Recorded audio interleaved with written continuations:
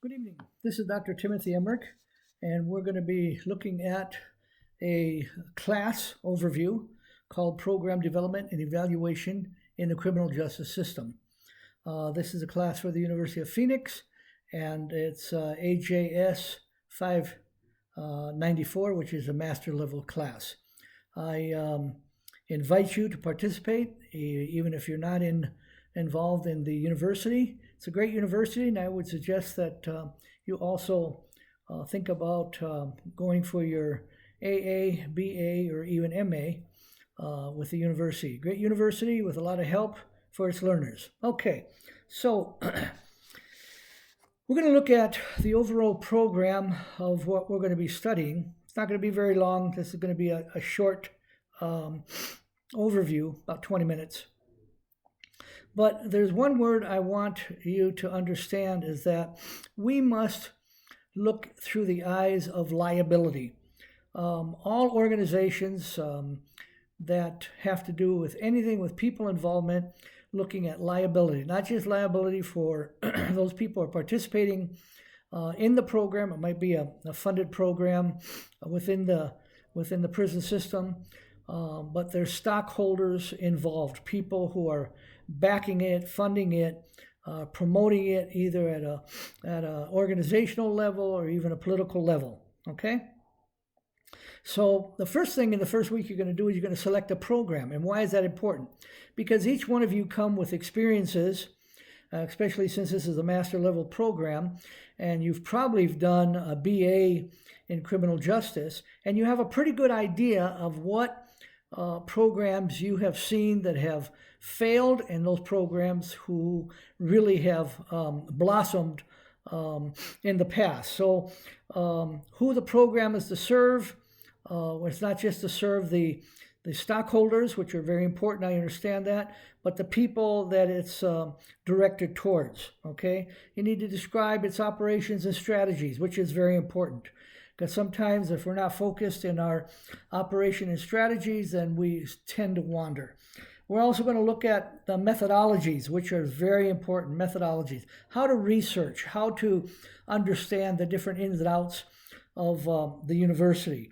You know, what are the benchmarks? What is making them reach their goals or those things that are not reaching their goals?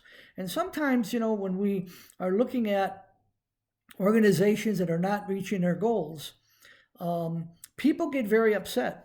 And they don't want to necessarily change, or sometimes you have a group within the organization that wants radical change, and there's no room for the middle ground, which is, you know, it's very dangerous in itself also. There needs to be a regular dialogue of what are the benchmarks and how those benchmarks are being met, if they're culturally mandated, because especially like in the United States, we have so many different cultures within the criminal justice system, so many different belief systems within prison populations that, you know, not one program may fit all needs. So that needs to be taken into consideration also. What is the impact they're making? Are they making an impact or are they not? And this is where we need to be very truthful. Also, we need to understand the goals of the organization. Very important. What are we? Are we just there to make money, or just there to have a political push?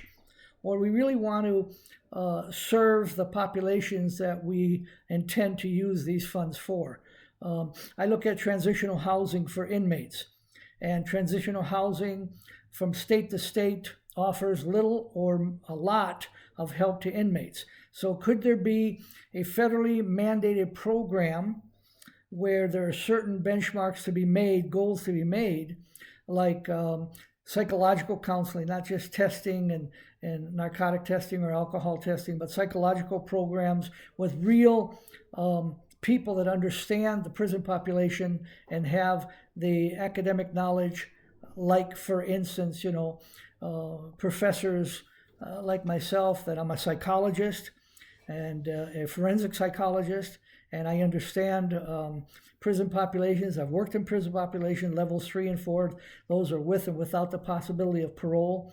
I've seen very tragic situations, and I've seen very good situations come out of it. In fact, the organization that I'm involved with that you'll see on our YouTube site, we have many very good testimonies of people that have turned their lives around and are doing great things. But of course, you have those also that have a high recidivism rate, and they keep coming back. So you want to identify the goals of the potential program. You want to set the calibers and the barriers and those things that need to be set. The type of design, which we're going to be going into. Is it a questionnaire? Are you using different populations against, level 1 and 2 against level 3 and 4? What are most successful and what are not? And very important. Then what are the contingency? What are you going to do if things start to blow up? Things need to be changed. Is the board, are the stakeholders open to changing things? A lot of them are not. A lot of them are set in their ways, and they don't want to change the program as it is set forth, because they've done it for so many years, and this is what we're going to do, and that's why a lot of programs fail. And we must understand that, again, what is the bottom line is money, the best bang for our buck. So are we going to really use the money that's involved just for salaries, or we're going to put them into programs that help people so we don't have a high recidivism rate, so we can have people that can turn their lives around and have enough support system inside as well as when they get out, if and when they get out, have some transitional services for them for employment and etc. that will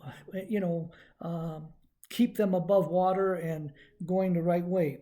And then how are we going to, like I said, evaluate those programs? And finally, we're going to talk about the confidentiality of participants, which is very important. When I talk to people, especially in counseling in my private practice, I hold confidentiality